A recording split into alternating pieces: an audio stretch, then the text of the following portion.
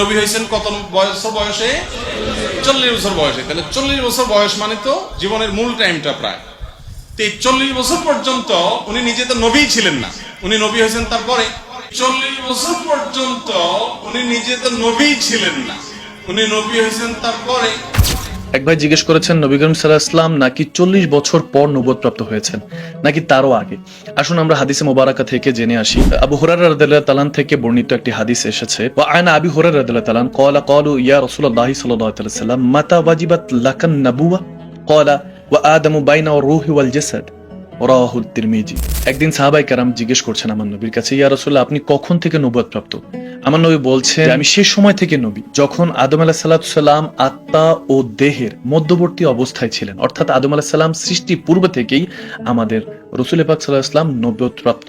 সুবহানাল্লাহ। হাযা হাদিসুন সহিহ হাদিস থেকে তিরমিজি শরীফ থেকে বর্ণিত। একটা বিষয় এখানে বোঝার আছে, রুহানি জগৎ কিংবা দুনিয়ার জগতে 40 বছর আগে কিংবা 40 বছর পরে, অর্থাৎ নবুয়তের আগে নবুয়তের পরে কিয়ামতের আগ পর্যন্ত 1 সেকেন্ডের জন্য নবীকে অস্বীকার করার কোনো সুযোগ নেই। আরেকটা বিষয় জানার চেষ্টা করতে পারি, ইমাম বুখারী রাদিয়াল্লাহু তাআলা থেকে বর্ণিত হাদিসটা আবু হুরায়রা রাদিয়াল্লাহু তাআলা থেকে মারবি আছে। একদা রাসূল পাক সাল্লাল্লাহু আলাইহি ওয়াসাল্লাম জিবরাইল আমিনকে জিজ্ঞেস করছে, জিবরাইল তোমার বয়স কত? জিবরাইল আলাইহিস সালাম বলছেন, ইয়া রাসূলুল্লাহ আমার বয়স কত আমার অ্যাকচুয়ালি জানা নেই, তবে আমি একটা জিনিস বলতে পারি, যখন আল্লাহ তাবারক ওয়া তাআলা আমাকে তাখলিক সৃষ্টি করলেন তখন আমি আরশের উপর একটা স্টার, একটা তারকা দেখতে পেয়েছি, যে স্টারটা 70,000 বছর উদয়মান অবস্থায় থাকতো। আবার যখন স্টারটা ওই তারকাটা ডুবন্ত অবস্থায় থাকতো, 70,000 বছর ডুবন্ত অবস্থায় থাকতো। 70,000 বছর উঠতে আর 70,000 বছর ডুবতে আমি 72,000 বছর দেখেছি। রাসূল পাক সাল্লাল্লাহু আলাইহি ওয়াসাল্লাম বলেন, আল্লাহর ইজ্জতের শপথ করে বলছি জিবরিল, সেই স্টার, সেই তারাটা আমি নবী মুহাম্মদুর রাসূলুল্লাহ সাল্লাল্লাহু তাআলা সাল্লাম। সুবহানাল্লাহু তাআলা।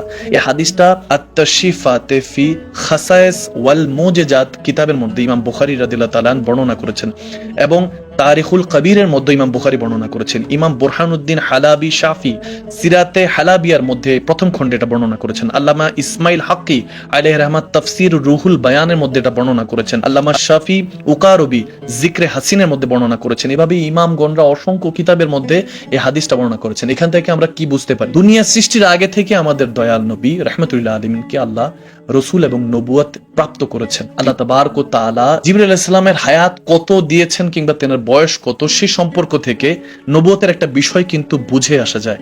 একটা জিনিস এখানে বুঝার বিষয় হলো, অনেকে আমরা মনে করি যে আল্লাহ তাবারক ওয়া তাআলার উপরে আমরা রাসূল পাক সাল্লাল্লাহু আলাইহি ওয়াসাল্লামকে উঠিয়ে নিচ্ছি বা উঠানোর চেষ্টা করছি, এটা কখনো সম্ভব না। আল্লাহ আল্লাহ, রাসূল রাসূল, আল্লাহ খালেক ক্রিয়েটর, আর রাসূল পাক সাল্লাল্লাহু আলাইহি ওয়াসাল্লাম হলেন ক্রিয়েশন, সৃষ্টি। সৃষ্টি আর স্রষ্টার মধ্যে পার্থক্য যে বুঝবে না সে এগুলো নিয়ে অবজ্ঞা করবে, ছোট করার চেষ্টা করবে। চমক তুঝসে পাতে হে সব পানে ওয়ালে, মেরা দিল ভি চমকা দে চমকানে ওয়ালে। যে আল্লাহর হাবিবকে ভালোবাসে তার মধ্যে ভালোবাসার কথাইটা ফুটে উঠবে। আল্লাহ নিজের কোনো বিষয় যেটা হুকুম করেছেন, নামাজ, ইবাদত, বান্দেগি, এই ভুলবশত যদি তরক হয়ে যায় মাফ করে দিতে পারেন, কিন্তু আমার নবীর শানে একটা গুস্তাখি, একটা বেয়াদবি আল্লাহ তাবারক ওয়া তাআলা মাফ করবেন না। আপনি রিপ্রেজেন্ট কি করছেন? ইসলামিক কালচারগুলি রিপ্রেজেন্ট করছেন, ভালো কথা, নামাজ সালাতের কথা বলছেন, ইবাদতের কথা বলছেন, বেটার, এটা মাচ বেটার, কোনো সমস্যা নেই। কিন্তু ঈমান হলো আমার নবী, আলা আলা ঈমানিল্লাহ মুহাব্বাতালাহু। আমার নবী বলেছেন, যার ভিতরে আমি নবী মুস্তাফা সাল্লাল্লাহু আলাইহি সাল্লামের প্রেম নেই, ভালোবাসা নেই, সে কখনোই ঈমানদার হতে পারে না।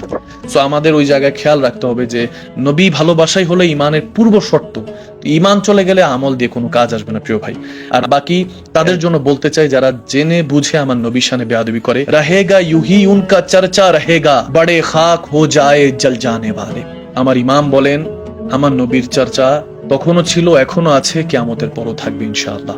মা আসসালাম, আসসালামু আলাইকুম ওয়া রাহমাতুল্লাহ। ইব্রুনের প্রিমিয়াম এবং কোয়ালিটিফুল আতরের সাথে অর্ডার করতে এখনই ভিজিট করুন www.ibrun.com।